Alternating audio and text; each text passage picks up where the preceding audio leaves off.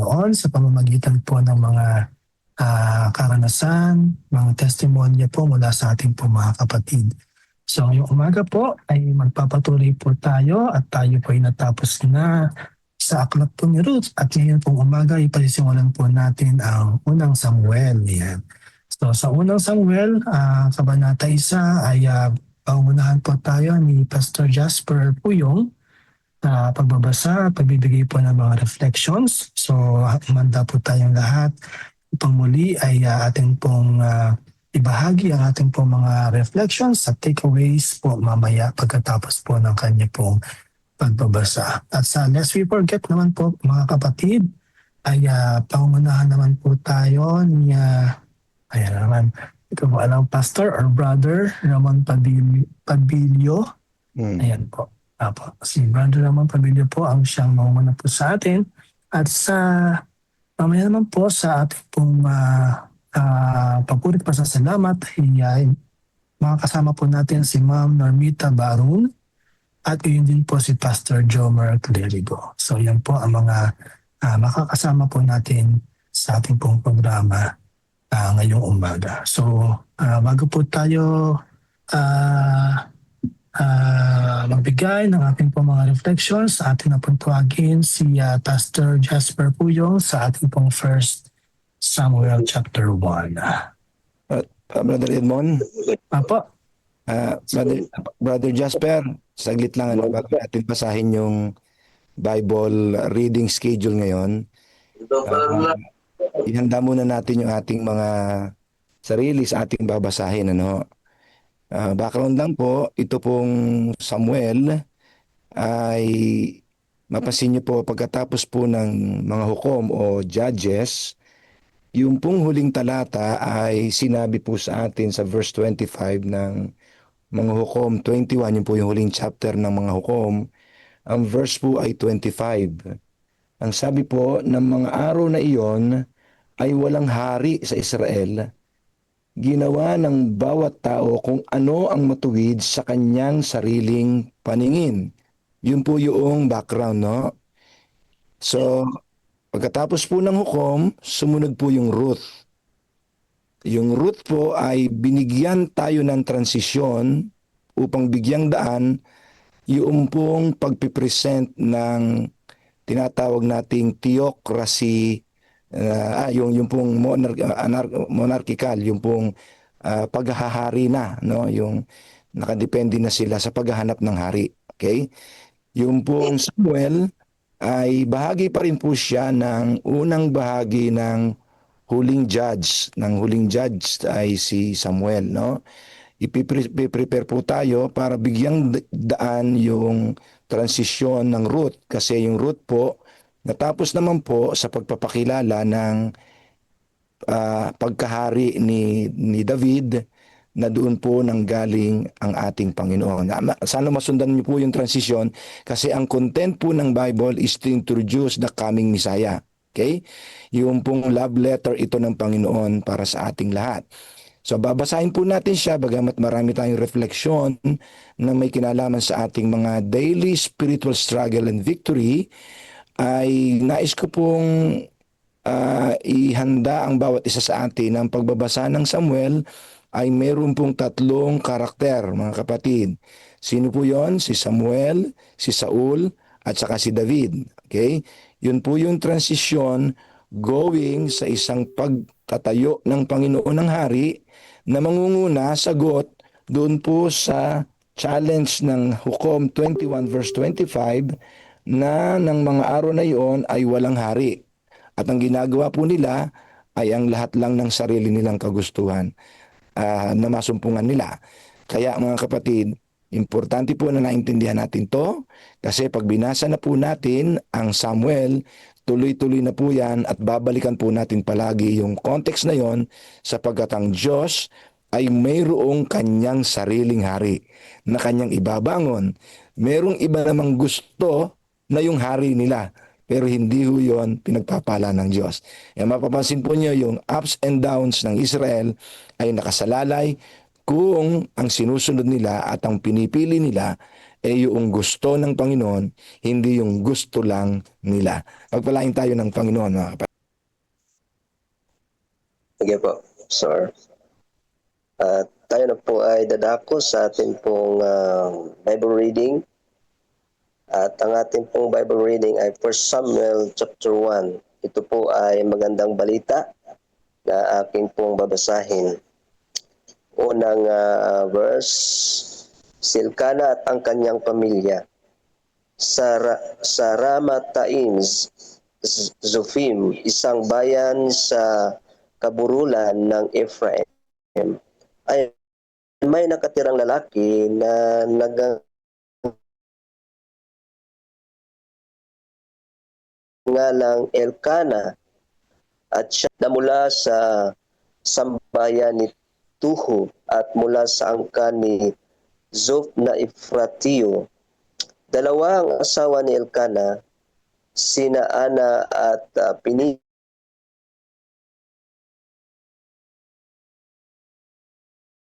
At taon-taon pupunta si Elkanah sa Shiloh upang sumamba at mag-alay ng mga handog kay Yahweh na makapangyarihan sa lahat.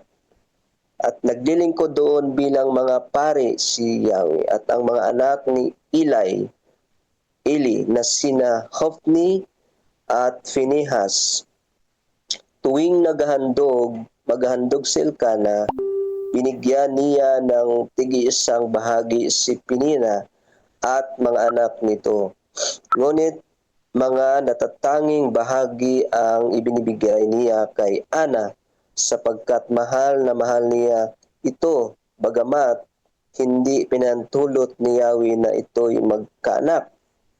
Si Ana ay palaging kinukuha ni Penina dahil hindi iniloob ni Yahweh na magkaroon siya ng anak. Ito'y ginagawa ni Penina taon-taon, at tuwing-tuwing pupunta sila sa bahay ni Yahweh. Labis naman itong dinaramdam ni Ana, kaya't napaiyak si Ana at hindi makakain. Kaya't pinalapitan siya ni Elkanah at itinanong, Ana, bakit umiyak ka na naman at ayaw mong kumain? Bakit ka nalulungkot? Hindi pa ba ako higit kaysa 10 anak na lalaki para sa iyo? Minsan, matapos silang kumain sa Shiloh, malungkot na pumunta si Ana at nanalangin sa bahay ni Yahweh. Nagkataong nakaupo sa may pintuan ng bahay ni Yahweh ang paring si Eli. Buong pait na lumuluha si Ana at taimtim na nanalangin kay Yahweh. Ganito ang kanyang panalangin. Yahweh o Diyos na makapangyarihan sa lahat, kung pakikinggan ninyo ang inyong abang likod na inyo pong kahabagan. Kung hindi ninyo ako pababayaan, sa halip ay pagkakaloban ng isang anak na lalaki, at ihandog ko siya sa iyo sa bahay sa habang buhay na siya'y nakalaan sa iyo. Hindi ko ipapaputol ang kanyang buhok. Habang nanalangin si Ana, ang bibig niya'y pinagmamasdan ni Eli. Gumagalaw ang kanyang mga labi, ngunit hindi narinig ang kanyang tinig, sapagkat siya'y nananalangin lamang sa sarili. Dahil dito, inakala ni Eli na siya'y lasing. Kaya lumapit ito at sinabi sa kanya, tama na yung paglalasing mo. Tigilan mo na ang pag-inom ng alak at magpakatino ka na. Ang sabi po, hindi po ako lasing, sagot ni Ana. Ni hindi po ako tumitikim ng alak. Ang damdamin ko po'y naghihirap at idudulog ko kay Yahweh ang aking kalagayan. Huwag po sana ninyong isipin na ang iyong lingkod ay masamang babae. At pinagpahayag ko lamang ang matinding paghihirap ng aking damdamin. Dahil dito, sinabi ni Eli na ipinatag mo ang iyong sarili at umuwi ka. ang Diyos ng Israel ang tutugon sa iyong kahilingan. Sumagot si Ana, magkatotoo po sana ang inyong sinabi tungkol sa akin. Pagkasabi niyon, bumalik sa kanilang tinuluyan at kamalig at kumaing wala na ang bigat ng kanyang kalooban. Kinabukasan, maagang-maaga silang sumamba kay Yahweh at pagkatapos ay umuwi na sa Rama at sinipingan ni Elkana si Ana at dininig ni Yahweh ang dalangin nito. Nagbuntis siya at dumating ang araw na siya'y nagsilang ng isang sanggol na lalaki.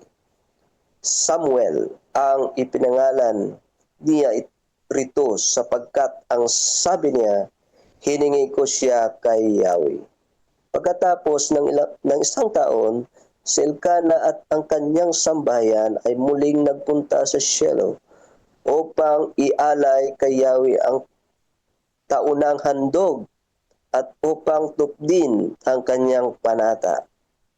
Sinabi ni Ana kay Elkana, hindi na muna ako sasama sa inyo ngayon. Hintayin ko na ang panahong maaari na siyang mahiwalay sa akin.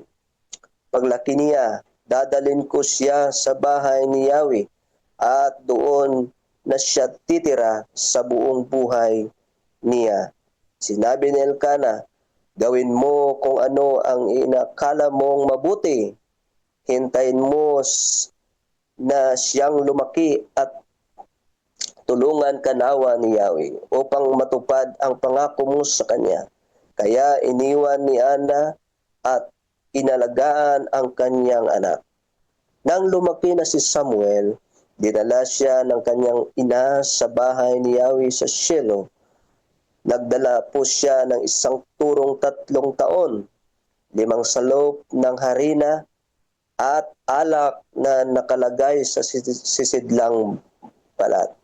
Matapos inihandog ang baka, dinala niya kay Eli ang bata at sinabi ni Ana, kung natatandaan ninyo, ako po ang babaeng nakita ninyong nakatayo rito noon at nanalangin kay Yahweh.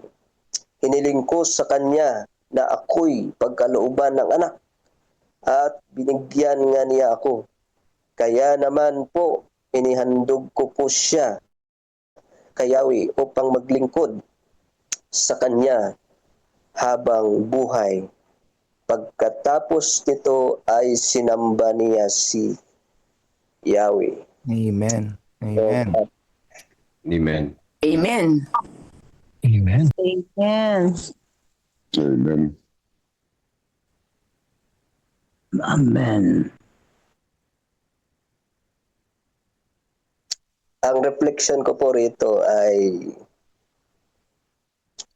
doon po sa panalangin ni Ana ay siya po ay nagpanata na sa kanya pong kahilingan ay ang Diyos po ay nakikinig sa panalangin po natin.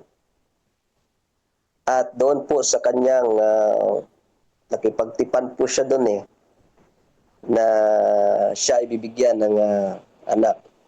Pero alam ko po ito po ay isang calling ng Panginoon na itatayo magpalit doon ng isang leader sa bayan ng Israel na ang Diyos po ay siya po ang nagtatalaga sa bawat isa upang manguna sa bayan ng Israel. At tunay po, ang Diyos po ang siyang nakakaalam sa lahat ng mga bagay na ikabubuti po ng bawat isa. Yun lang po ang aking reflection. Good morning po and happy God first morning. Maraming salamat po, Pastor Jasper Puyo. Good morning, Pastor. Yan po. Salamat po at amen po sa ating pong binasa. 1 Samuel chapter 1. Alam ko po marami po tayong mga nais na ibahagi. Simulan po ni Pastor Seth. Meron po kayong gustong Nais ko lang pong magbigay na isang maikling. Maganda rin yung binati niya kanina. Pero nais ko lang pong magbigay ng reflection ko. Isaiah chapter 1 ay pahayag ng Diyos laban sa Israel dahil sa kanilang pagtalikod. Ito po ay tinawag niya silang mga anak na kanyang inaaruga ngunit nag-rebelde at lumayo sa kanya. Kahit patuloy silang nag-aalay ng handog, nagdaraos ng mga kapistahan, sinabi ng Diyos na ayaw niya ng pagsamba, walang puso, hindi malaga ang ritual kung hindi nagbabago ang buhay. Kaya tinimok sila ng Diyos na hugasan ang kanilang sarili, tumalikod sa kasalanan, at mamuhay na may katarungan, lalo na sa pagtulong sa inaapi at nahihina. Sa kabila po ng mga kapatid, sa kabila ng matigas nilang puso, nagalok ang Diyos ng pag-asa ng kapatawaran. Pag-asa at kapatawaran sa kanila na bagaman sila ay naging masama, nag-o-offer pa rin sila ang ating Panginoon. Bagaman ang kasalanan ninyo ay pulang-pula, gagawin ko itong puting-puti na parang ngipit. Sabi niya sa chapter 1, di ba? Ang kabanata ay nagtatapos sa palaala na ang pagsunod ay nagdadala ng paggalang, pagpapala, at patuloy na pag-rebuild ay hahantog po ito sa paghatol. Kaya nga, ang reminder po sa ating mga kapatid na dapat ay kapag ito po ating hindi pagsunod, ay ito po ay mayroon pong kapahamakan, pero sa ating pong pagsunod sa ating Panginoon, meron po tayong biyaya, pagpapala, at higit sa lahat yung pagpapatawad ng Diyos at pag-iingat sa atin. Yun po mga kapatid. Maraming salamat po, Pastor Seth. Muli ang ating pong napakinggan mula kay Pastor Jerry kanina. Ang first Samuel po ay ito na po magpapatuloy yung kasaysayan po ng Samuel kay Saul at kay David mula dun sa huling verse ng Judges kung saan ang Israel po ay walang hari. So ngayon po ay binuksan natin, sinimulan natin ang book po ng Samuel at nakita po natin dito. Nakita po natin dito na nakilala po natin si Hannah na isang babaeng hindi magkaanak.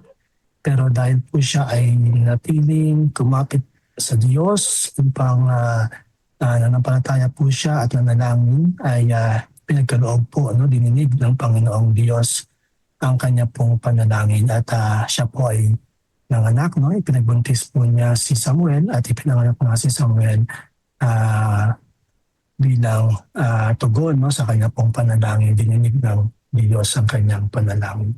So sabi po dito ni Brother Sunny Talusan mula Pantok SDA Church, ang aral sa aklat ng 1 Samuel ay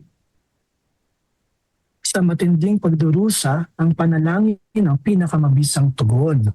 Ang tunay na lakas ng pananampalataya ay hindi emosyon o sarili, kundi ang paglapit sa Diyos ng buong puso.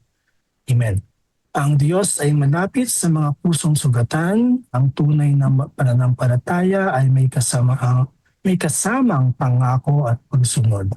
Ang Diyos ay may timing at laging tama. Ang pagsamba ay hindi dapat huminto kahit may problema.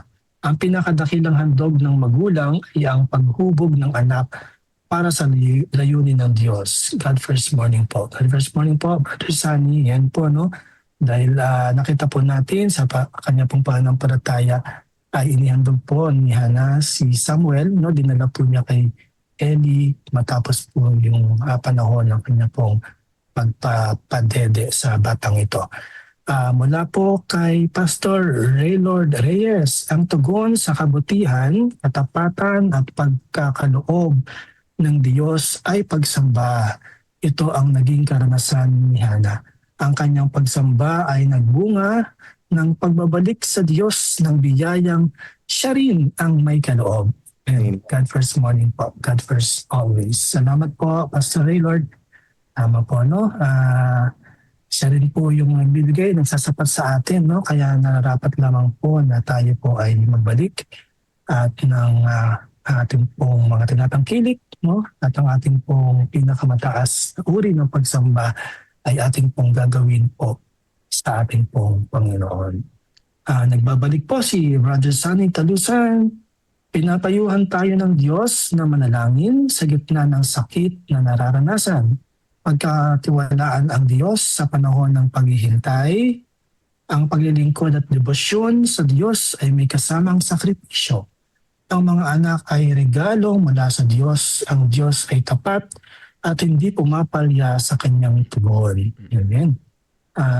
Si Pastor Vladimir Gatus, ang Diyos ay tapat sa kanyang panahon, hindi lagi sa ating panahon. Amen. No? Meron po siyang sariling timetable, no? Hindi natin nararapat na pangunahan ang ating pong Panginoon.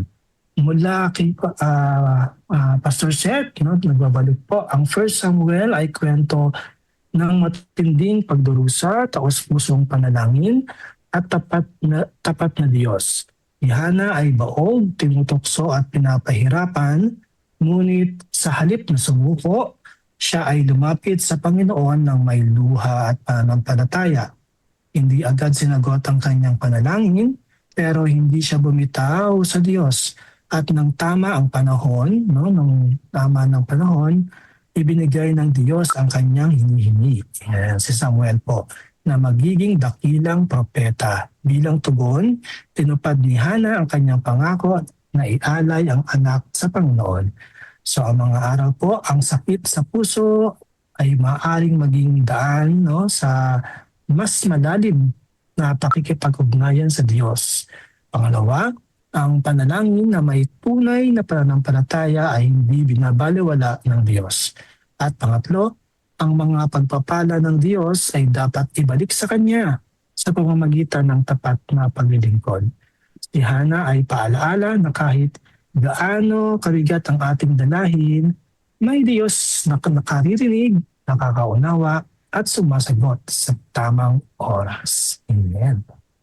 Mula po kay Pastor Ernie, sa templo, ibinuhos niya ang kanyang luha at panalangin. Hindi siya nagsalita ng malakas, ngunit ang kanyang panalangin ay nagmumula sa kalaliman ng Espiritu. Yan ang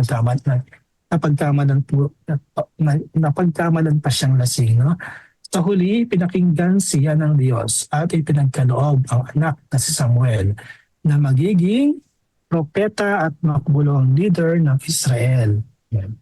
Ang buhay ni Hana ay nagpapakita ng kapangyarihan ng panalangin, may pagtitiwala kahit sa mga sandaling tila pinakatahimik at pinakamabigat. Amen. Mula kay Brother Alex, or Pastor Alex Rigor, God never fails to His people. He loved them forever. Amen po. Okay po, Pastor Jerry, yun na po. Oh yes, salamat.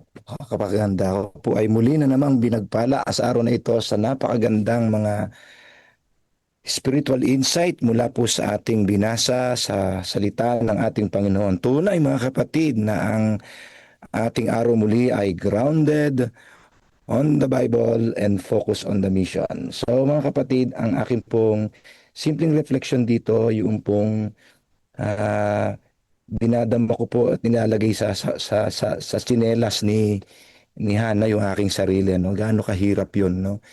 Ano ba, napipicture kaya natin? Ako po ay tinitignan ko yung larawan ng hirap at paghinagpis ni Hana na merong siyang kasamang mahal siyang, alam naman niyang mahal na mahal siya ng asawa niya.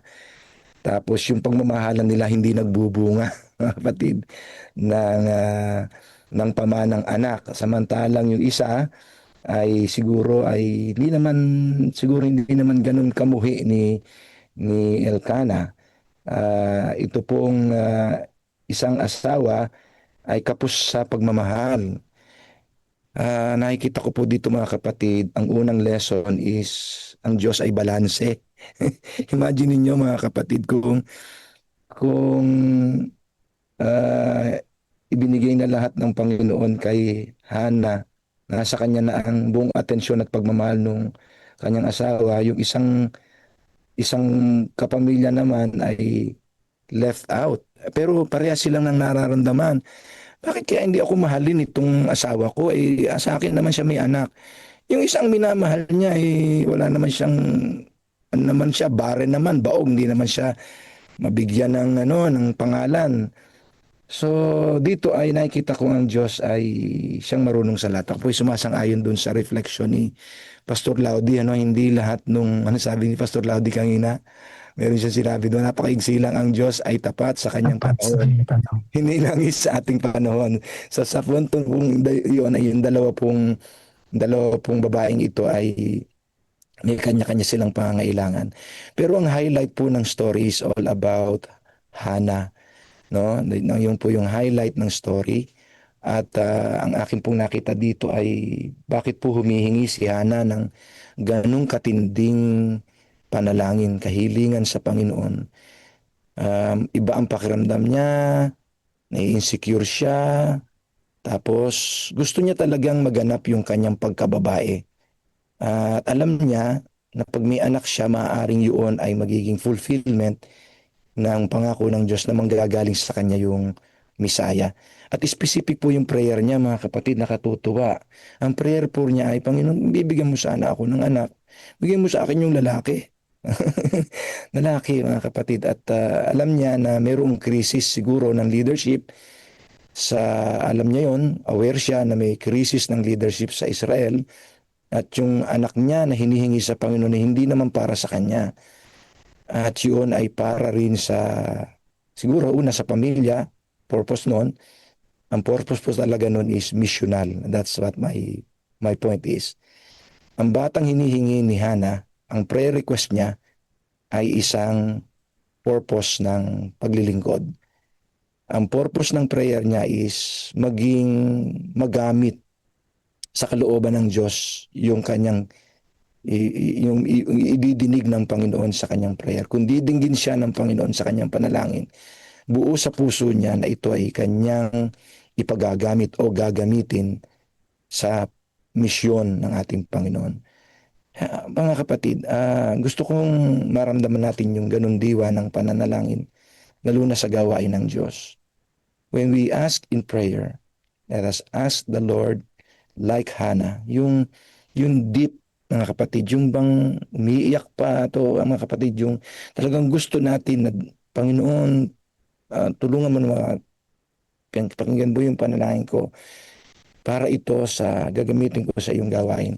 So I appeal to you, maybe we are not praying for a child, deeply needed a child, but we have more than a child sa ating pong dapat na hingin. Hingin natin ng buong pangangailangan, desperate need, ang huling ulan, mga kapatid. Hilingin natin sa Panginoon ang huling ulan para sa gawain, sa misyon ng ating Panginoon. At samahan niyo po kami na isa po sa maaaring mag-unite sa atin sa panahong ito para maging tahanan ng ating misyon.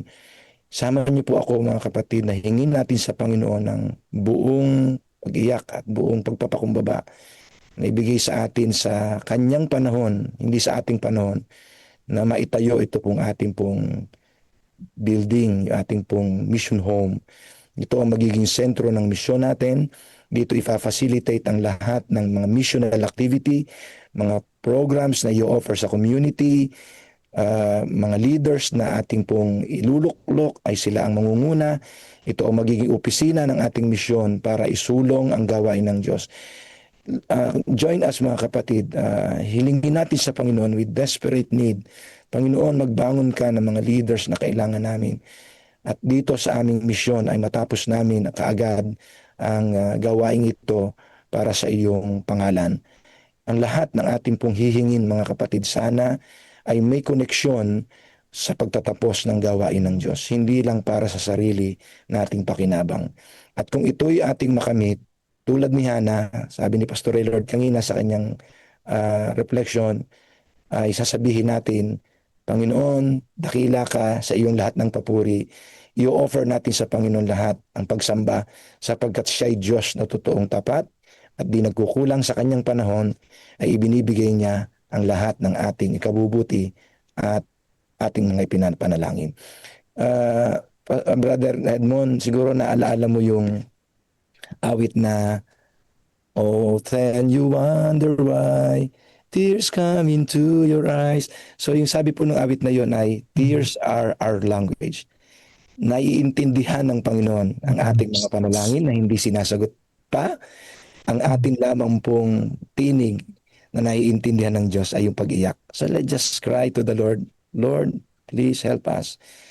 Yung prayer na may pag-iyak ay nababasa ng Panginoon. Huwag po kayong mag-alala. With faith, maniwala po kayo, naiintindihan at nauunawaan ng Diyos ang lahat ng mga panalangin hindi pa niya ibinibigay sa atin. Siya rin ay may plano sa atin, mga kapatid. God bless you po. Happy God first morning. Amen. Maraming salamat Amen. po. No? Truly, God understands. Yan. So maraming salamat po. And dun po sa, no, sa verse 18, meron po kayo makikita doon. No, bagamat wala pa po yung sagot sa kanyang panalangin, sinabihan lang po siya ni Eli. Pero doon sa verse 18, meron po magandang line po doon na makikita po natin. Okay? So siguro po, nagtaas po ng kamay si Brother Moises. Brother Moises, Pwede pa po ba, Brother Edmond? pwede pa po. O sige, maikli lang po. Napaunahan na tayo ni Pastor Jerry po kanina na ang bayan ng Diyos sa panahon na yan ay walang Diyos, walang hari. So gusto ko lang maging puntos, yun po bang ang tao ng Diyos sa kabila ng mga nahulog din sa mga kahinaan, sa mga pagkakasala. Simula kay Abraham, dalawa asawa niya, si Jacob, dalawa rin, At dyan si Elkanah, dalawa rin. At merong patutsyadahan, meron silang war, At si Hana nga ay bininig ng Panginoon. So yun lang puntos na yun ang gusto kong kunin. Sa kabila ng ang tao ng Diyos ay imperfect, hindi perfect. Yan po kasi ay may impact ngayon sa ating mga mananampalataya. Lalo na yung mga nahuhulog din sa kahinaan, sa tukso. Nagkakaroon ng kabit, Dederetsahin po na. Ang tuloy nagiging sangkalan po yan ng mga kapatid nating mga nahuhulog sa tukso at sa pagkakasala. Mayroon din silang nagiging kalaguyo. So sana ang aking reflection dito, yung konklusyon na nakita ko na doon kay Pastor Jerry na sa panahon na yan, talagang malayo sila sa Diyos. Wala silang hari, walang Diyos, walang naglilid sa kanila. So yun lamang, Brother Edmond, at maraming salamat. Amen. Amen. So maraming salamat po mga kapatid. Pagpapatuloy po natin ang 1 Samuel bukas, kaya wag po kayong bibitiw at itutuloy po natin ang kwento po. Mas nagiging kapanapanabik po ang mga susunod po mga mangyayari po dito po sa kwento ni Samuel. Tatawagin po natin muli si Pastor Jasper para po sa panalangin. So, tayo po ay manalangin. Dakila po naming Diyos, makapangyarihan. Maraming pong salamat muli, Panginoon, sa napakagandang mga reflection namin pong narinig. At ito po ay magbibigay sa amin ng kapanatagan, pananampalataya at tigit ang pagtitiwala, panalangin, Panginoon, sa kabila ng kahirapan. Kayo ang Diyos, ang siyang nangunguna sa bawat isa. Mananatili nawa ang aming pong pagtatapat sa inyo at kami patuloy, Panginoon, na maging kasangkapan sa iyong banal na gawain. Maraming salamat po, Panginoon, sa kalakasan at buhay na pinagkaloob sa amin sa umagang ito. Patawad, Panginoon, sa lahat ng aming mga pagkulang pagkasala sa matamis na pangalan ng aming Panginoong Hesus. Amen. Amen. Amen. Amen. Amen.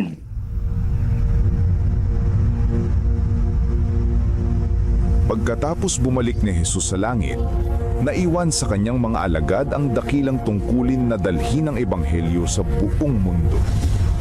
Puspos ng banal na espiritu, ang mga lalaki at babaeng ito ay buong tapang at kapangyarihan na ipinangaral ang mensaheng kanilang natanggap at abutin ang lahat ng sulok ng mundo.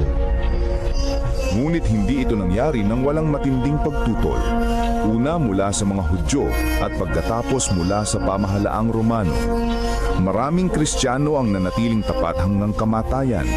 Tiniis ang pagpapahirap at kahihiyan sa harap ng mga masayang manood sa Circus Maximus at Colosseum sa Roma at sa buong imperyo.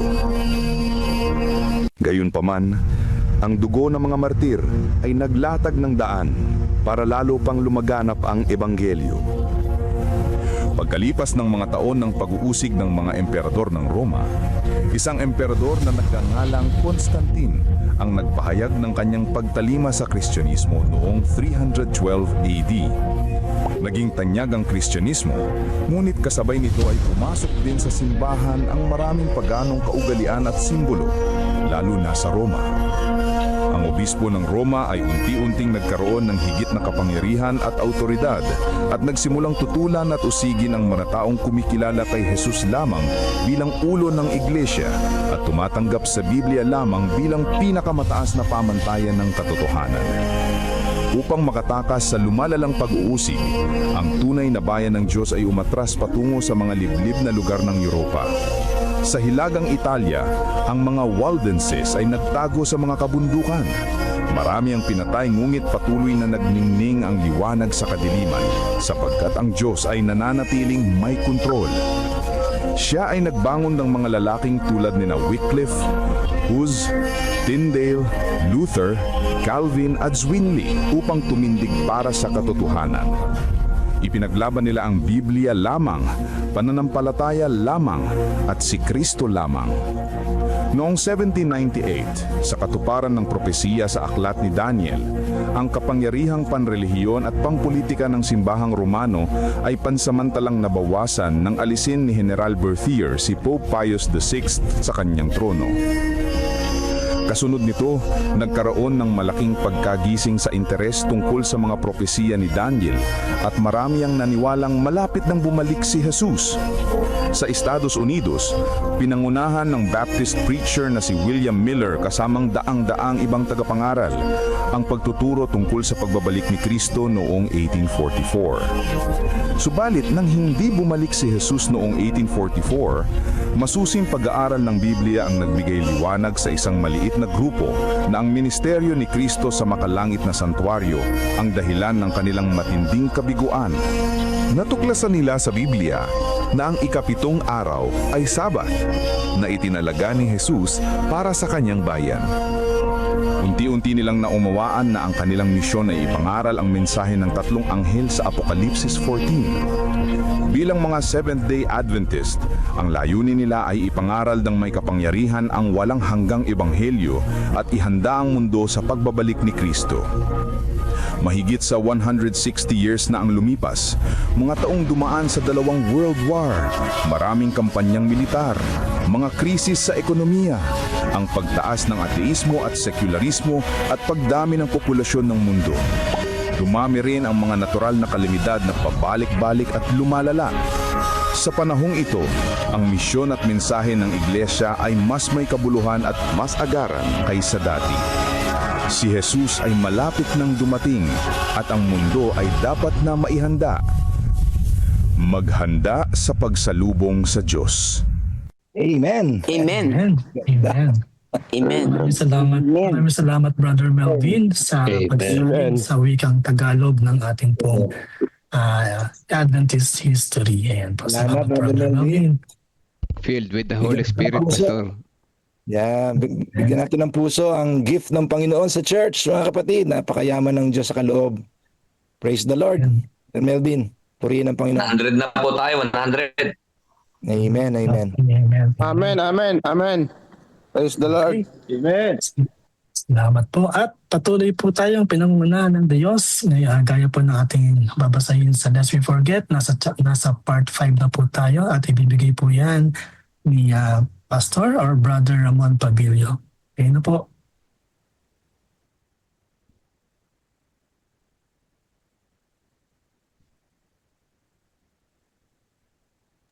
Ayan, Elder Ramon. Yes po. Good morning po sa ating lahat. Good morning po. Morning. Good morning po, Pastor. Salamat po sa Panginoon na tayo ay binigyan ng pagkakataon na makabahagi sa napakahalagang gawain ng God First Morning. Sa atin pong pagpapatuloy ay ang pamagat po ng ating babasahin ngayon ay God Still Leads, Part 5. At napakaganda ng talatang sauluhin o talata natin sa magang ito na ito ay matatagpuan sa aklat ng Isaias, chapter 48, verse 17. Sabi ay ganito ang sabi ng Panginoon, ng inyong manunubos, ang banal ng Israel, ako ang Panginoon mong Diyos, na nagtuturo sa iyo para sa iyong kapakinabangan, na pumapatnubay sa iyo sa daan na dapat mong lakaran. Napakaganda ng talata at ito po ang sinasabi sa ating babasahin, mga kapatid. Adventism in Southern California in mid-1905 had reached the end of its financial rope. Yet after the purchase of 3 major properties, Ellen White now urged a port. The terms of the Loma Linda property were $5,000 down and due on June 15, with like amount on July 26 and August 26 and December 31. The remaining $20,000 will be due in 3 years. But as you know by now, there was no money in sight. Truly, faith in this case was built on things not seen except in vision. Meanwhile, Mrs. White made her first visit to the Loma Linda property on June 12.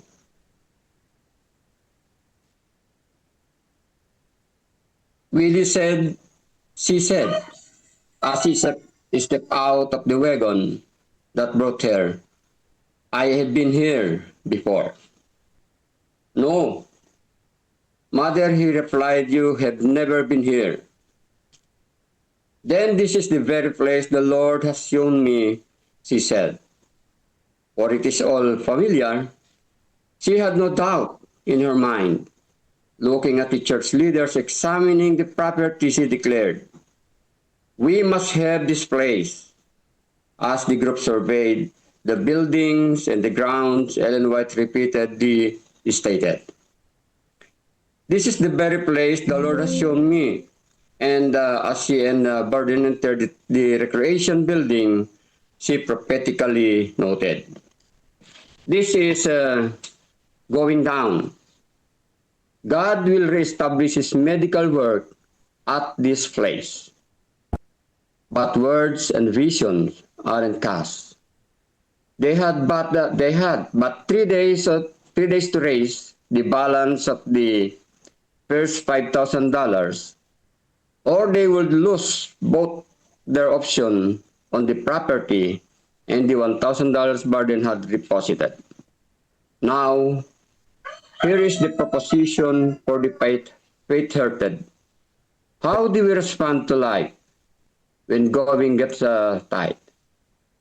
With 3 days to go and no money on the horizon, the most sensible things would be to give up and say that we have done enough.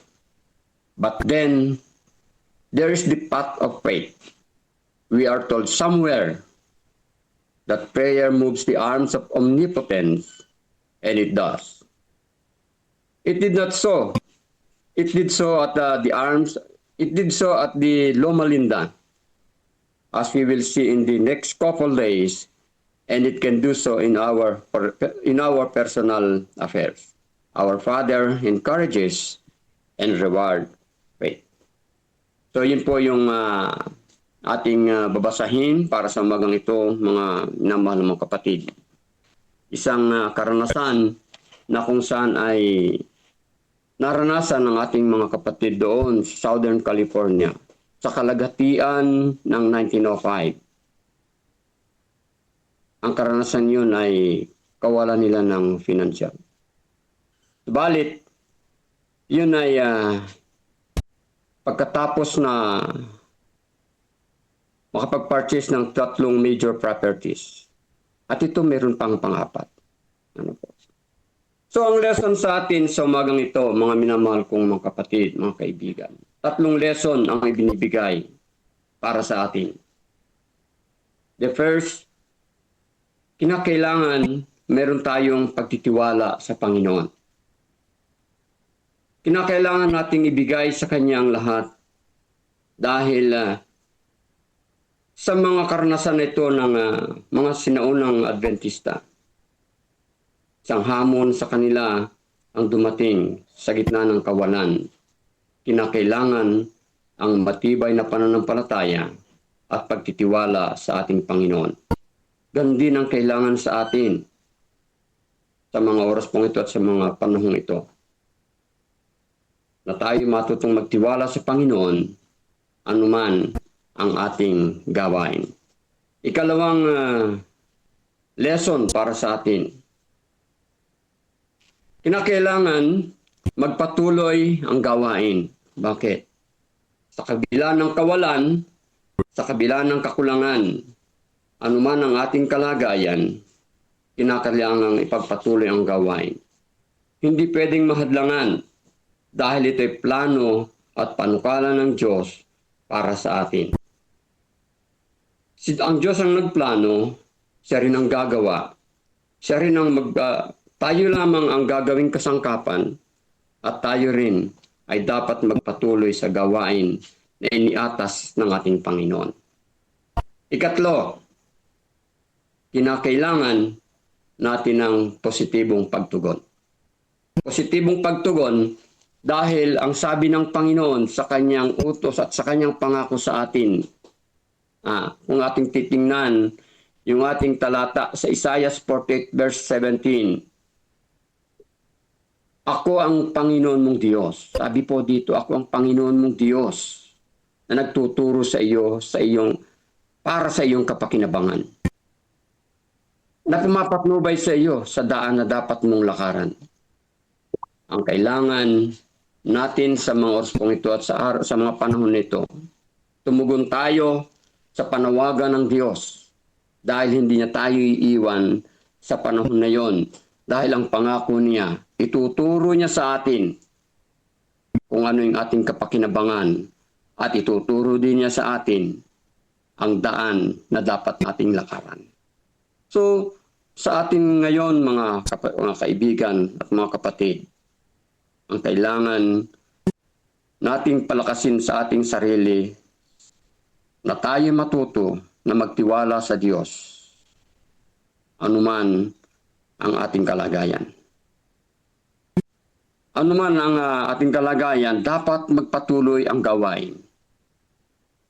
At ang kanyang panawagan sa atin, tayo ay positibong tumugon upang sa gayon magamit tayo sa banal na gawain. Pagpalain po tayo at ang munting pag-aaral natin dito sa umagang ito ay nawa magbunga ng mabuting pananampalataya para sa bawat isa at tayo ay paggamit sa banal na gawain ng ating Panginoon.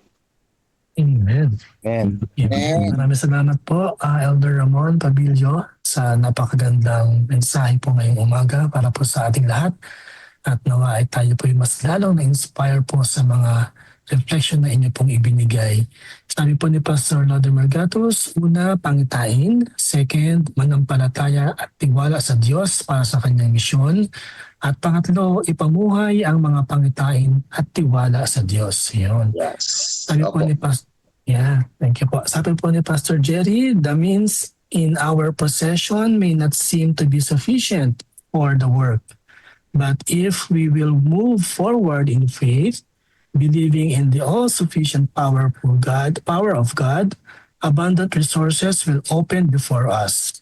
If the work be of God, He Himself will provide the means for its accomplishment. Yan, amen po. Mula po sa Desire of Ages, page 371. Mula rin po sa Jeremiah 32 verse 17 and 27, sabi po ni Pastor Jerry, kinote po niya, ako ang Panginoon, ang Diyos ng lahat ng tao. Meron bang bagay na hindi ko magagawa? Mula po sa Philippians 4:19, at dahil kayo'y na kay Kristo, Jesus, ibibigay sa inyo ng aking Diyos ang lahat ng pangangailangan niyo mula sa kasaganaan ng kayamanan niya. Amen. Yan, mula po kay Pastor Leonard Reyes. The Loma Linda Medical Center and University, as we know it today, is not only a fruit of God's faithfulness to His end-time church, amen, but also a fruit of a prophetic vision. Prophetic vision. It continues to serve its purpose today, serving, healing, teaching the community around it. May we never lose sight of our purpose as a church. Born out of prophecy, we are called to serve, heal, and teach people where we are to hasten the finishing of His cause. Amen. Maraming salamat po, Pastor Lord. Amen. Ayan, bumabaha po ng amen. And kaya po ng ating pong ginagawa po ngayon, no, sa ating pong CLPM headquarters, ang ating pong pinapanalangin, ito po ay magiging kasaysayan. No, parte po tayo ng magiging kasaysayan at mawala man po tayo ngayon or lumipas man po ang ating panahon, ito po ay magiging bahagi, no, sa mga susunod na panahon. Sila rin po ay makikinabang dito po sa ating gagawin sa pangunguna po ng ating Panginoong Diyos. Okay, bago po tayo tumako sa ikatlong part ng ating programa, nais ko pong tawagin muli si Elder Ramon para po sa isang panalangin. Elder Ramon. Okay po. Tayo po ay manalangin, mga kapatid. Dakila po namin Diyos na makapangyarihan ka po sa lahat. Sa umaga pong ito, lubos po kami nagpapasalamat sa inyo, Ama. Sa patuloy na pag-iingat ninyo sa amin sa buong magdamag, sa kapayapaan na sa inyong ibinigay sa amin, Ama, sa panibagong buhay na aming tinataglay ngayon. Maraming salamat po. Kaya hindi po, Amang Banal, patuloy po namin kayong pinupuri sa magang ito. Nawa ang aming mga pinag-aralan ngayon na tinuturuan nyo kami kung paano kami patuloy na magtiwala sa inyo. Sa gitna ng aming mga kawalan, kayo po ang siyang magsasapat sa lahat ng aming mga pangailangan. Sa gitna ng aming mga pagkukulang, kayo rin po, Ama, ang siyang magkakaloob ng lahat ng bagay. Salamat po, Ama, tinutulungan niyo po kami at tinuturuan na kami ay palaging tumingin sa inyong gawain, na walang magiging balakid, O Diyos, kundi anuman ang aming kalagayan, may pagpapatuloy ang inyong gawain hanggang sa ito'y matapos at marating namin ang langit na bayan. Subalit, Ama, meron kang ibinibigay sa amin ng mga pangako. Patuloy namin po itong pinangahawakan sapagkat itinuturo niyo sa amin na kayo ang magiging daan, ang aming landas patungo sa aming kinabukasan, patungo sa aming minimiting langit na bayan. Nawa, Ama, malakaran po namin ito upang sa gayon ang inyong mga pangako sa amin, inyo po'y aming makamtan at makapiling namin ang aming Panginoong Yesus diyan sa langit na bayan. Ama naming banal, sa umaga pong ito, patuloy po kaming lumalapit sa inyo. Ingatan niyo po kami at patuloy pong pagpapalain. Sasapatan po kami sa lahat ng aming mga pangailangan at gagamitin niyo po kaming kasangkapan para sa inyong gawain, para sa aming kapwa. Muli po, Ama, sa inyo po namin patuloy na pinagkakalubang lahat. Tanggapin niyo po ang aming panalangin at pakiusap. Ito ay aming hinihiling sa pangalan po ng aming Panginoong Yesus. Amen. Amen. Amen. Amen po.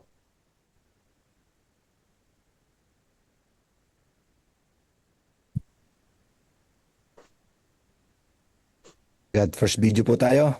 Opo, at kasi may ibang nag-share screen na wala tuloy yung aking share screen. Sandali po ah. Naka-ready na ito eh. Kaya mo yan, Brother Melvin. Ayan, ayan.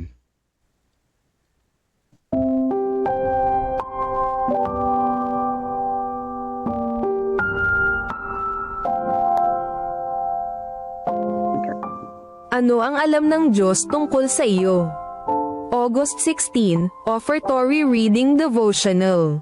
At sa kanya'y sinabi, huwag mong sasaktan ang bata, o gawan man siya ng anuman, sapagkat ngayon ay nalalaman ko na ikaw ay may takot sa Diyos. At hindi mo ipinagkait sa akin ang iyong anak, ang iyong kaisa-isang anak. Genesis Kapitulo 22 Versikulo 12. Hinarap ni Abraham ang isang mabigat na pagsubok na hindi kailanman magugustuhan ng marami. Sa kabila ng matinding kirot na dulot nito, handa si Abraham na isakatuparan ang ipinag-uutos sa kanya. Ang talatang ito ay nagtuturo sa atin ng dalawang mahahalagang aral.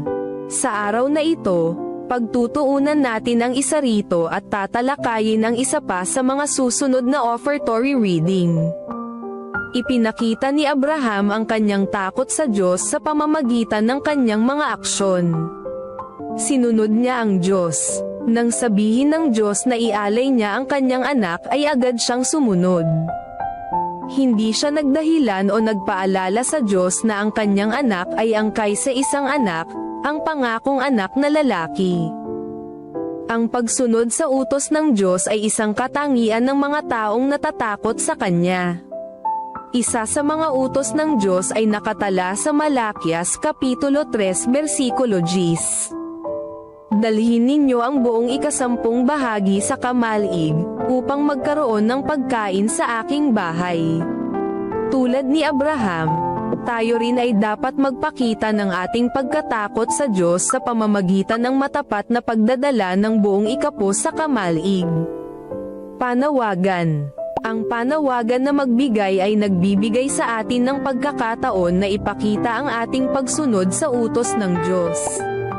Ipakita natin ang ating pagkatakot sa Kanya sa pamamagitan ng pagtupad sa Kanyang utos na dalhin ang ating ikapo at handog sa kamalig.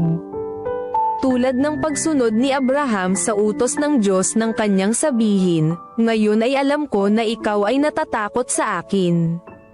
Kaya't patuloy ang tanong, ano ang ipinapahayag ng aking mga kilos sa Diyos tungkol sa aking pagtatalaga na paglingkuran siya?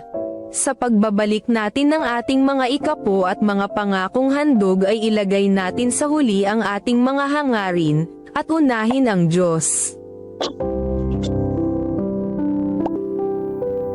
Amen.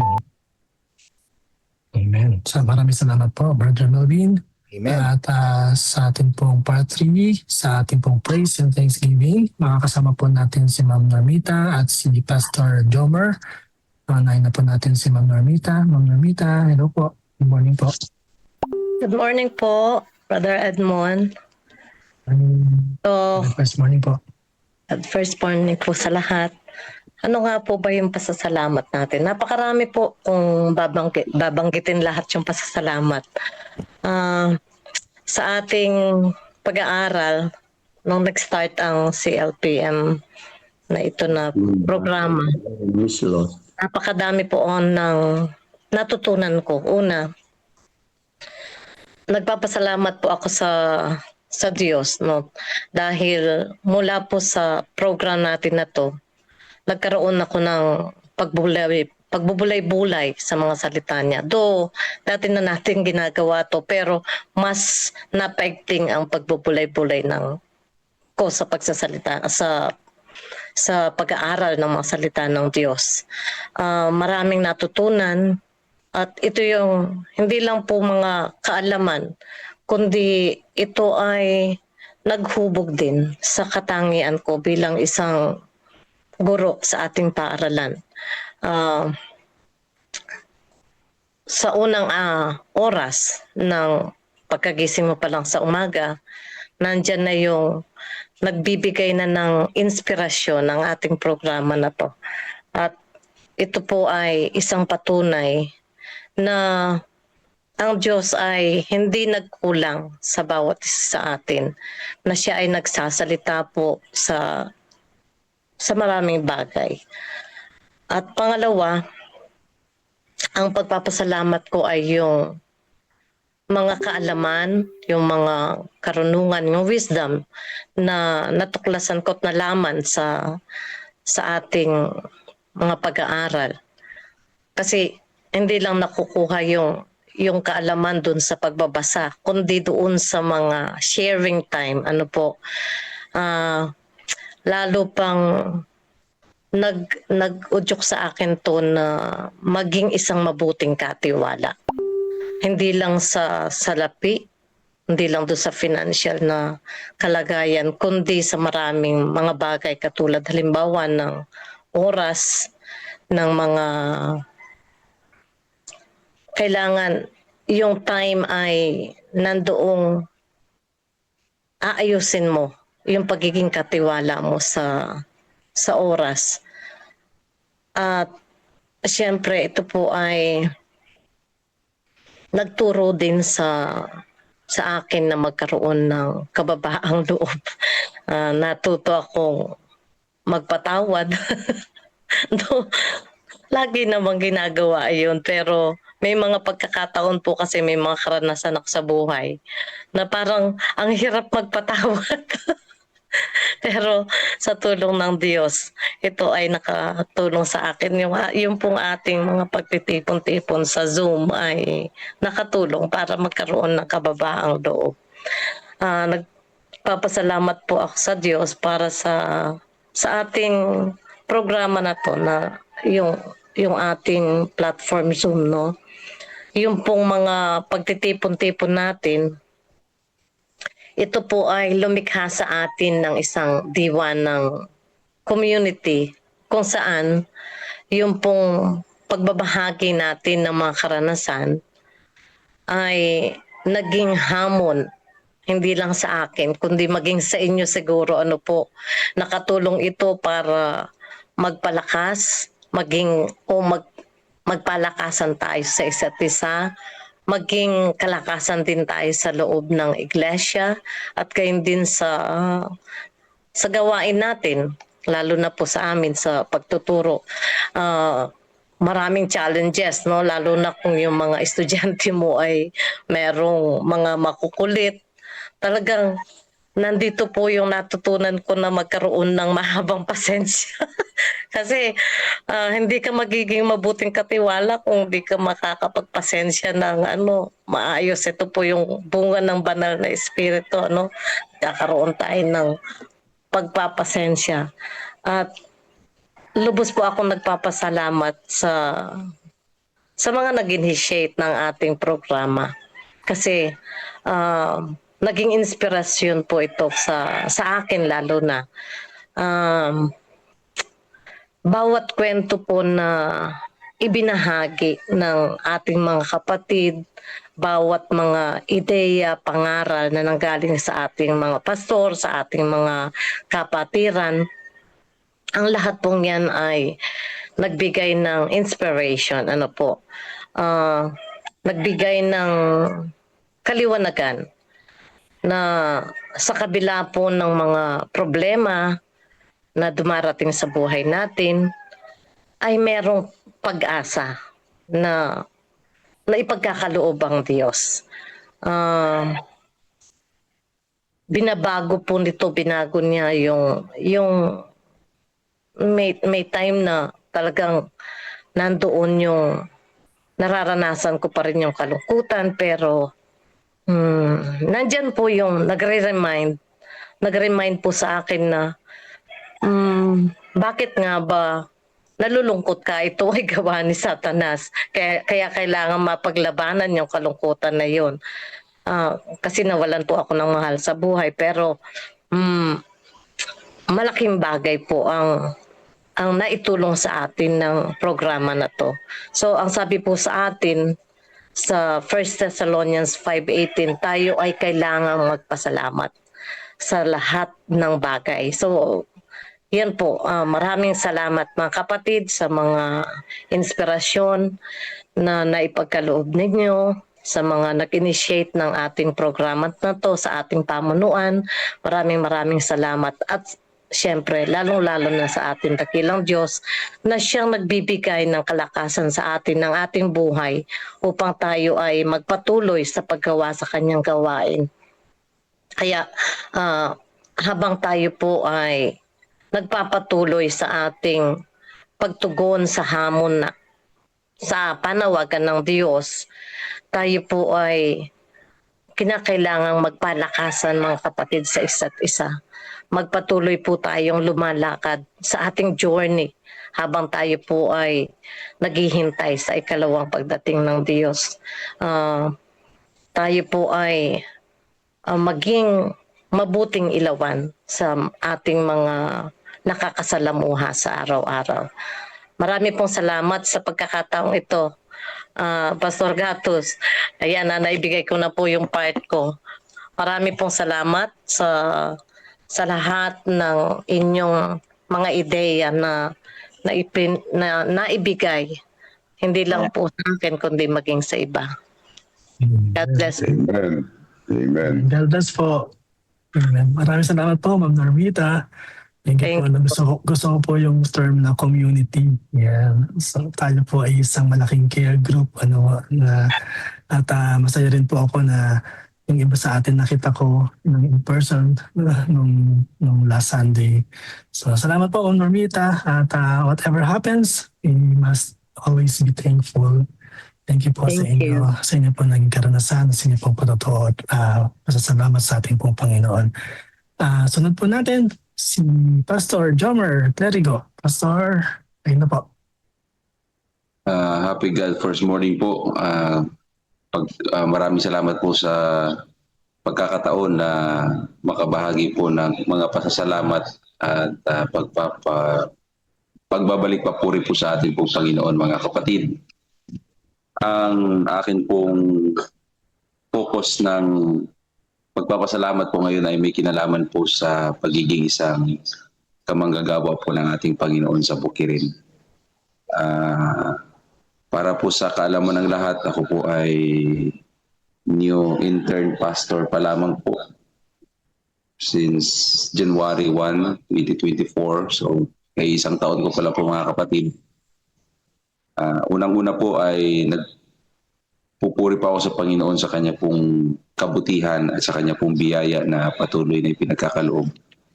Sapagkat napakarami po akong natutunan, learnings, kung saan po ako itinalaga ng Panginoon sa pamamagitan po ng ating pamunuan. Marami pong nabago, marami pong na-develop, marami pong na-improve sa akin personally. At ganun din po ay nagpapasalamat at nagpupuri din ako sa Panginoon sapagkat kay isang taon ko lang pa rin po sa pagiging isang married person at sa loob ng isang taon po na yun ay marami po kaming pinagpapasalamatan ng aking pong mahal na asawa. At when it comes to the work in field po, mga kapatid, ay kapag nung simula po nung sinabihan ako ni Pastor Laudy na magsishare ako ng aking pasasalamat at pagpupuri sa Panginoon, ay sabi ko, saan po ba ako magpo-focus? Sabi ko, doon na lang po sa field work po natin, Pastor Kako. At alam niyo po, sa loob po ng isang taon na yon na ako po ay bilang isang associate sa isa sa ating pong mga distrito sa Pampanga, marami pong mga pagpupuri, unang-una sa pag-iingat po ng Panginoon. Salamat po sa gabay ng Panginoon sa pagbabiyahe, kasi lagi lang po akong nakamotor. So mayroon po tayong nasa mga 11 churches, kasama po ang aking senior pastor. So umiikot po kami, dumadalaw po kami at tumutugod po kami sa spiritual na pangangailangan po ng mga kapatid at ng ating pong iglesia. Alam niyo po, mga kapatid, hindi naman po lingid sa ating kaalaman na ang ating pong mga pastor ay kalimitan na ang kanila pong mode of transportation ay nakamotor lang. Pero alam niyo po, within that year, ay 3 beses din po ako nakaranas na madisgrasya. Yung unang pagkakataon ko po ay nung 1 week after po akong maikasal ay talaga hong kabibili ko lang ng motor ay wasak po yung motor ko. It happened somewhere in Mexico po mga kapatid. So matindi ho yun. Meron po akong video nga, meron pa po akong pictures. Talagang sa masasabi kong muntik na po akong mapahamak sa bagay na yun, pero napakabuti po ng Panginoon. Motor lang po yung nawasak, hindi po yung aking katawan. At mayroon pa pong pagkakataon, maulan po yun, na-disgrasya din po ako sa kadahilan ng ayaw ko pong mabangga yung nauunang sasakyan sa akin. So naiprino ko siya, madulas ang daan, so sumadsa din po ako. Tapos yung pangatlo po ay somewhere in Kalulot po mga kapatid, dahil sa napaka mabuhangin na kalsada. So, mayroong mga pagkakataon na siguro naging disable na ako o siguro hindi na ako buhay ngayon. Pero yung mga time na yun ay ipinagpapasalamat ko sa Panginoon. Kaya every time na may ganung bagay, naaalala ko na napakahalaga pala ng pananalangin bago umalis, pagtatalaga bago bumiyahi. At sa mga bagay na yun, there was a time po sa ating mga iglesia, isa sa ating mga iglesia habang ako nagsisermon, nakita po ng isang kapatid na gas-gas yung aking siko kasi hindi ko masuotan ng long sleeve, so nakapulo barong lang ho ako. At nung akin pong ikinukumpas ang akin pong kamay sa pagsisermon, nakita ng kapatid na gas-gas. At nung ako po bumaba sa pulpito, napaka-generous po ng kapatid na yun, ng iglesia po na yun. At ako po ay nilapitan at sabi, Pastor, kung ganyan man lang lagi ang mangyayari sa iyo, pwede mong mahiram yung isa sa mga sasakyan at gamitin mo kapag kinakailangan. So sometimes nagagamit ko po yung mga kapatid, sometimes nagbumotor pa rin na po ako, at ganun po napakabuti ang Panginoon. Financial naman po na aspito, alam naman po natin na we are always encouraged na magtapat sa pananalapi sa ating pong Panginoon. Magtapat sa paglilingkod. May mga times na kapag minsan siguro hindi natin maiwasan na gumigipit po tayo, no? Parang hindi naman sa gumigipit, pero kailangan natin yung pananalapi, na may mga time na natitempt tayo na wag muna nating ibigay ang ating inilaang pang COP, mga kapatid. Pero sabi ko, Panginoon, ang pagpapala ay nanggagaling sa iyo. So whatever is happening ay ikaw nang bahala. So alam niyo mga kapatid, throughout these years ng ating pong mga promotions, ng ating pong pagtugon sa panawagan ng ating pong pamunuan, sa ako personally, nakita ko po yung kabutihan ng Panginoon. Nandun po umaapaw ang biyaya financially bilang isang pastor, ordinaryong pastor po mga kapatid. Nakita ko yung kung paano dumarating yung kanyang biyaya financially. At hindi ko na ho maisa-isa yun, pero sa puso at isip ko, lubos po yung aking pasasalamat sa bagay na yun. Kaya po napakabuti ng ating pong Panginoon. Napakabuti una ng ating Panginoon sa pamamagitan ng ating pamunuan. Pangalawa po, napakabuti ng ating Panginoon sa pamamagitan po ng mga kapatid na ating pong pinaglilingkuran. Especially po sa amin pong distrito. At doon naman po mga kapatid sa pagiging associate pastor ko po, at doon po sa kung saan ako madalas na pumupunta ng mga iglesia, ay malaki din po ang pagpapala na yung improvement po ng aming relationship, ng pakikisalamuha sa mga kapatid, pakikiayon sa mga kapatid, at yung masayang mga pagsasama-sama sa gawain sa bawat mga iglesia ay napakalaki po ng papuri ko po sa Panginoon, sapagkat very po positive ang response ng mga kapatid when it comes to support the ministry po natin, mga minamahal ko mga kasama. Kaya yung isang taon ko pong yon para bang napakatagal na, dahil sa dami ko pong natutunan at sa dami ko pong na-realize na mas magtumibay pa sa paglilingkod sa ating po Panginoon. Masaya po ako kasi ang ikinasasaya ko po kasi once na sa mga visitation o mga kapatiran ako, yung pakikihalubilo po, talagang Yun po yung pinakamasaya na part sa ministry ko po mga kapatid, pakikipaghalubilo po sa mga iglesia po natin o sa mga pagbibisita po sa mga kapatid. So, yun lamang po. Marami po akong gusto pang sabihin. Pero sa ngayon po ay kung ano po yung aking nabanggit na may nakinalaman sa gawain at sa paglilingkod, ay tunay na nagpapasalamat po ako sa Panginoon. Alam ko rin po na ikaw at ako, tayong lahat, ay ginagabayan at iniingatan po ng Panginoon sa atin po mga lakad. Pero ito lang po ang aking masasabi mga kapatid, na napakahalaga sa atin na kung saan man tayo pumunta ay italaga muna natin ang ating sarili sa Panginoon, pagkaloob natin sa Panginoon. Tunay na ililigtas po tayo ng Panginoon sa anumang mga sirkumstansya po ng ating pong buhay. Dahil sa taon pong ito, minsan ko po itong napatunayan sa aking sarili at ito po ay fresh pa sa aking pong karanasan dahil tayo po ay may mga cellphones na, so may mga CCTV. So kitang-kita ko po kung paano talaga nangyari sa akin.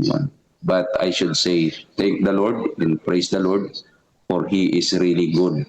Not only me, but to all of us. Kaya po, happy God first morning po sa inyong lahat at maraming salamat po sa ating Panginoon. Amen.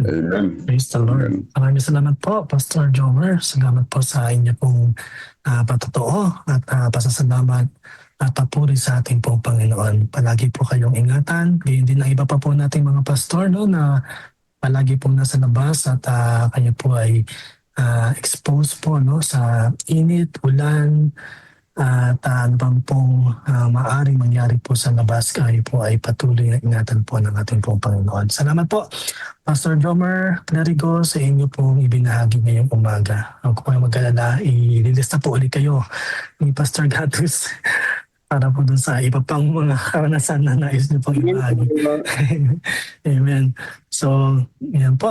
Tayo po ay umabot na sa 140 plus. No? Meron po tayong 115 dito sa Zoom at binabati rin po natin ang mga kapatid po nating nakasubaybay sa Facebook Live via Discipleship Ministry Facebook page.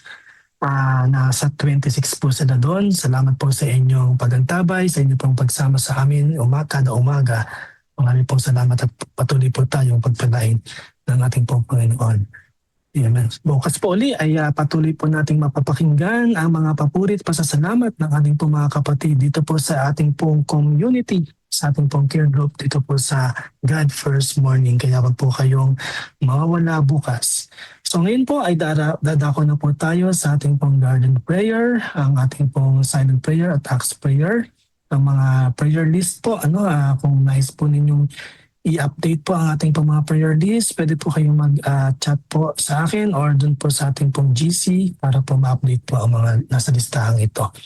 Pwede ko po bang hilingan si Pastor Rachel Capobres, kayo po ba'y pwede po sa adoration and confession, at si Mami Net Lazaro, pwede po ba kayo sa Thanksgiving at supplication? Pwede po mag-react lang po para po makita po. Ayan po. Salamat po, Pastor. Mami Net, available po. Kaya po. Okay po. Ayan. Maganda. Okay po. Tayo po yung magkakaroon ng silent prayer po, no? Automatic pong ihina yung ating pong background music at papasok po si Pastor Rachel para po sa adoration and confession. At susundan po ito ni Mami Net. Tayo po ay manalangin.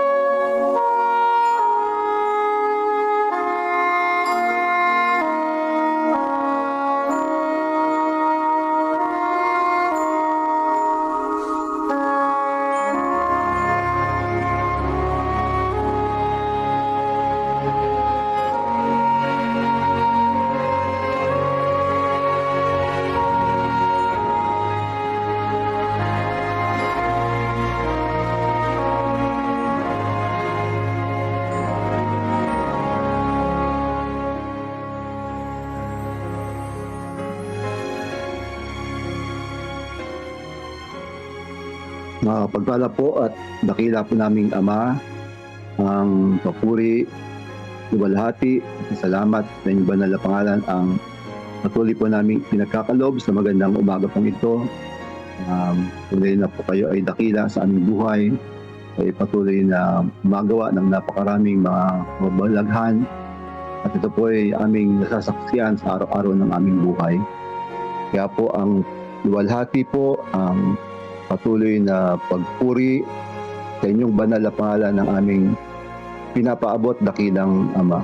Dapat namin kayong sambahin sa inyong walang hanggang pag-ibig, sa inyong kadakilaan po sa aming buhay. Sa oras ding ito, Ama, kami po ay lumalapit.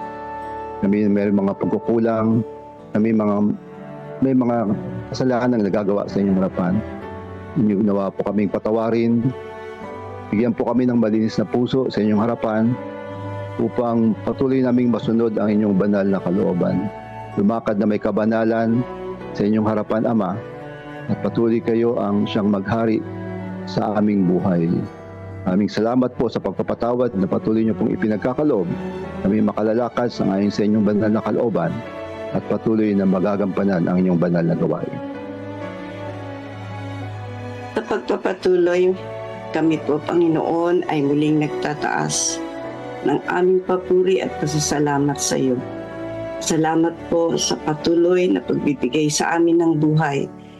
Tuwing umaga kami nagigising, ginigising mo na may malakas na mga pangatawan upang kami, Panginoon, ay muling gumawa. Marami pong salamat sa patuloy na pagbibigay sa amin ng mabuting mga pag-aaral katulad ng God First Morning na amin pong laging tinatalakay. Kami po, Panginoon, ay nagpapasalamat sa iyong kabutihan. Salamat po sapagkat ikaw ang Diyos na nag-provide ng lahat ng aming mga pangangailangan. Salamat po sa mga kapatid, mga leader, mga nangunguna sa amin sa araw-araw naming pagkikita-kita sa God First Morning. Maraming salamat sa iyong patuloy na pagbibigay sa amin ng lakas. Sa umagang ito, Ama, nais po namin ilapit sa inyo ang lahat ng mga prayer requests na kung saan, Panginoon, ikaw lamang ang makapangyarihang Diyos na magbibigay ng lahat ng kasagutan sa aming pong mga kahilingan. Amin pong hiling, Panginoon, sa umagang ito, nakafocus po ang aming panalangin sa ikalawang araw ng constituency meeting namin na kung saan, Panginoon, ikaw po ang siyang nasa kalagitnaan at nangunguna sa kanila upang mailuklok ang mga direktor at mga nangunguna sa amin.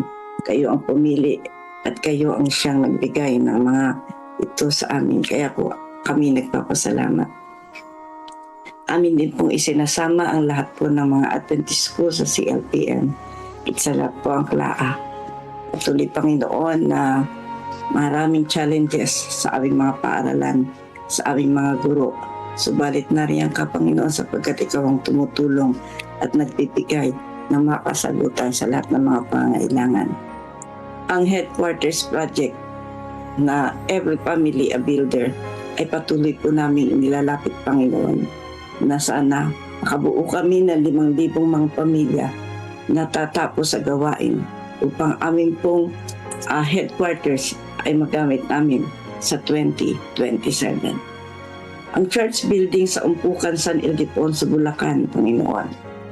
Ang Voice of Youth in Valdez and De La Paz Church na gagawin ngayong December.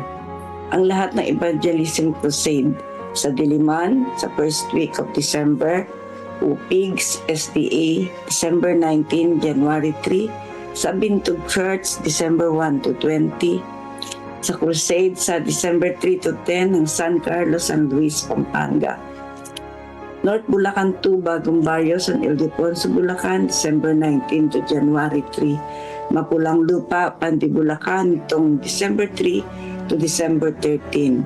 At ang Finding Hope Series Online, December 3 hanggang December 13. Napakarami ng evangelism crusade na ginagawa sa lahat ng dako sapagkat alam namin, Panginoon, na ikaw ang siyang nagbigay nito dahilan sa malapit ka na pong dumating. Ramdam na po namin iyon, Panginoon. Amin din po inilalapit ang kalusugan at ang kagalingan ng mga kapatid na may mga karamdaman. Iba't ibang karamdaman na siyang nagbibigay ng kalungkutan sa aming mga mahal na kapatid na ito. Maaari po ba na inyong dampian ang inyong mapagpalang mga kamay, ang kanilang po mga katawan, ang mga bahagi ng kanilang katawan, Panginoon, sapagkat ikaw ang gumawa nito.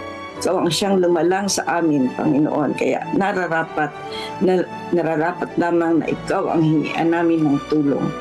Sa umagang ito, nais po namin ilapit si Maxine Mayor Ocampo, si Belio Bordado, Alexandra Torres, Consorcia Pabillon, Michelle Oli Talastas, Jetro Quillo, Sweet Galang, Area Pia Navarro, Ramon Rojas, Wilma Bacani, Orlando Simapranca, Pastor Ray Escabusa, Susana Garcia, Neil Ferrer, Eleonora Correa. Lahat sila, Panginoon, ay nagnanais ng kagalingan. Kaya po, hiling po namin, hindi po namin kayo inuutusan, Panginoon, kundi kami po ay humihiling na idantay ang kagalingan sa kanila sang-ayon po sa inyong kalooban.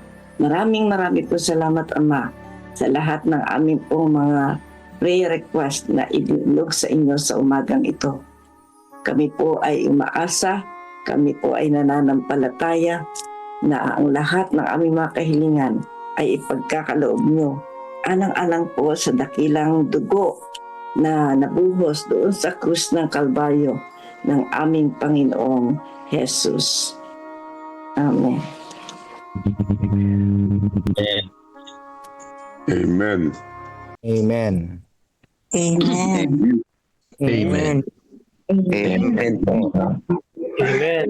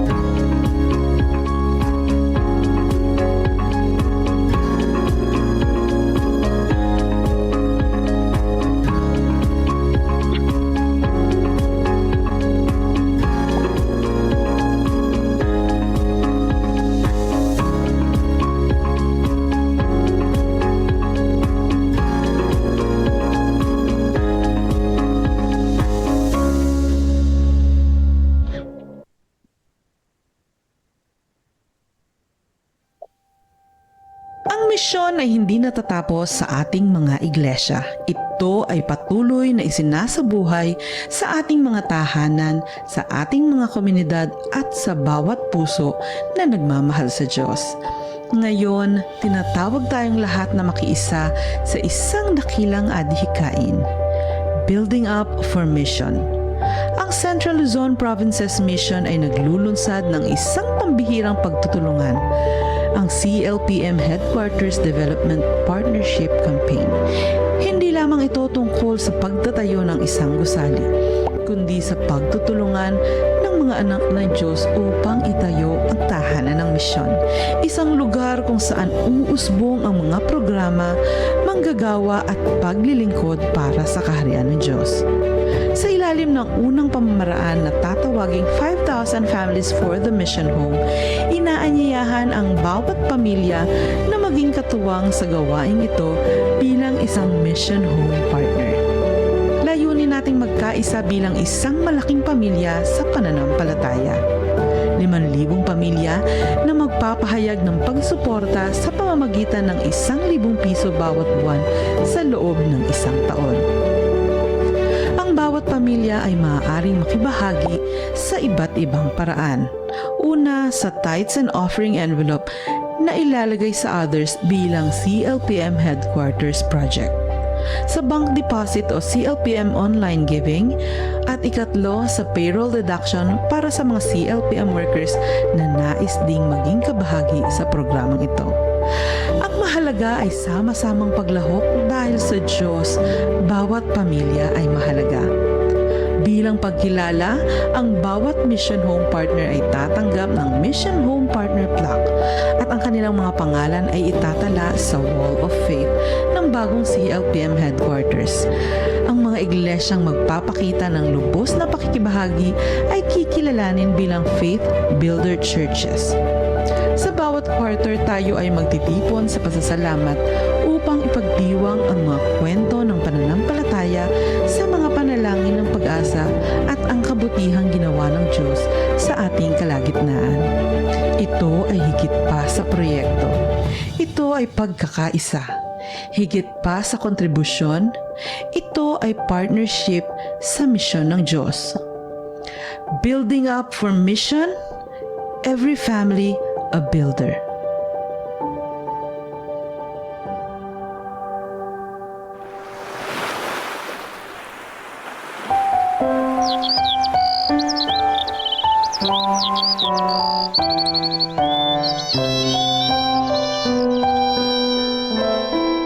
Awit tayo mga kapatid. Kapag kay Kristo'y tayo'y magtatapat, sa lahat ng bagay ay magiging sapat. Sa bawat oras namang patnubay, tiyak na kakamtin walang hanggang buhay. Ang Diyos ay nangako sa mga taong tapat, sa lahat ng bagay ay magiging sapat. Atin siyang purihin sa lahat ng oras, awit ng pagluwalhati ating itaas.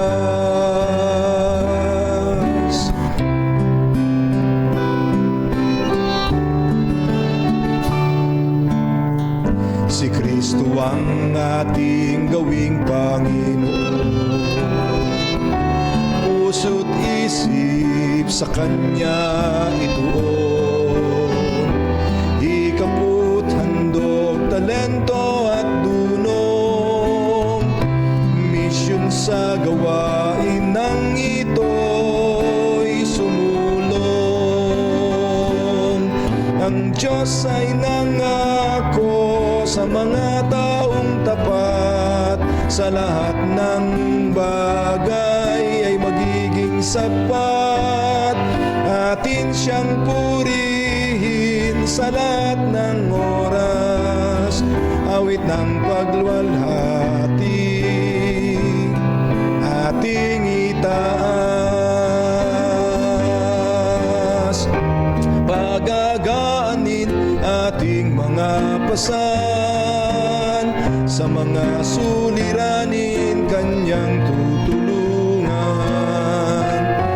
Magtiwala tayo't Siya ang tawagan, tunay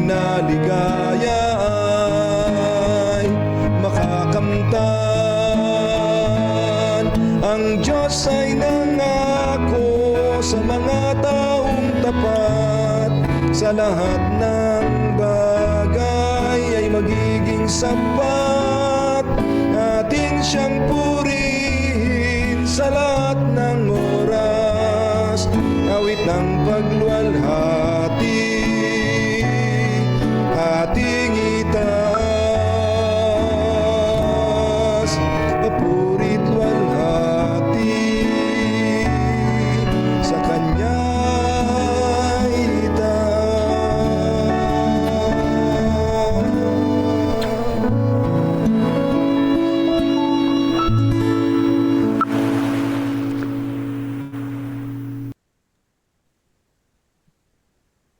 Tayo po ay manalangin mga kapatid para po sa ating pagtatapos sa umagang ito. Mapagpala at dakila po naming Diyos na ang tahanan po ay nasa kaitasan ng langit. Salamat po sa inyo pong mga pagpapala at sa buhay na amin pong muling tinanggap sa umaga po ito, Diyos. Salamat po na muli kaming tinipon upang amin pong ibalik ang kalwalhatian sa inyong pong banal na pangalan. Salamat po sa mga salita, salamat po sa mga biyaya, at ngayon pong umaga, Panginoon, sa amin pong pansamantalang pag-iwahiwalay ay nawa po'y ang inyo pong pakikisama, ang amin pong maranasan sa buong maghapon pong ito, Diyos. Inyo po nawang kaming patuloy na kasihan po, Ama, ng banal na Espiritu upang sa ganun po, O Diyos, anuman ang aming gagawin, ito po ay patuloy na magdadala at magbibigay ng kalwalhatian at kapurihan po sa inyo. Maraming salamat po sa kapayapaan at proteksyon sa pangalan po ni Jesus. Amen. Amen. Amen. Amen. Amen. Amen. Amen. Amen. Amen. Amen po. Amen. Pagtatapos po, tayo po ay mag-chant. Every church is a missional church. Ready? Go. Every church is a Missional church. I am missional. I thank ito ang plan forward. Move forward. Mission. Here we go. Praise the Lord. Be last. Sa katapos-tapusan, mga kapatid, magpakasaktan kayo, mangaliw kayo, magkaisa kayo ng pag-isip, mga buhay kayo sa kapayapaan, at ang Diyos ng pag-ibig at ng kapayapaan ay isa sa inyo. Ang biyaya ng Panginoong Hesukristo at ang pag-ibig ng Diyos at ang pagkikipisan ng Espiritu Santo ay sumainyo nawang lahat sa araw na ito. Amen. Amen. Amen. Pwede po tayo magbatian. Good morning. Morning po sa inyong lahat. O yung mga nandito sa constituency, lakad-lakad na. Sana all. Naglalakad na po. Sorry po, Pastor Joey, wala po. God first morning po. Delikado po. Maligo na. God first morning, Sister Maricar. Ito naman pala lalakad. Gaya ka Walang mapaglalakar. Lakad paligo. At yan mga kapatid, ang ating devotional sa umaga na ito. Alam ko kayo na bless. At ako mismo rin ay na bless mga kapatid. Tandaan, ang pagtitiwala sa Panginoon ay number 1 na ating dapat na maranasan. At kailanman huwag tayong mawala ng tiwala sa Panginoon. At tayo ay tumupad sa pangako. Yan yung lesson sa Bible study, Bible reading kanina. Nang nagtiwala si Ana sa Diyos. Dahil at sa kanyang pagtitiwala sa Panginoon ay siya dininig yung kanyang panalangin at bilang tugon yung kanyang pangako sa Panginoon ay kanyang pinanghawakan. Hindi niya yun binaliwala. Ginawa niya talaga yung pangako niya. Ganyan po ang pagtitiwala. Ganyan na magandang relasyon. Relasyon sa Diyos. God first morning po sa ating lahat.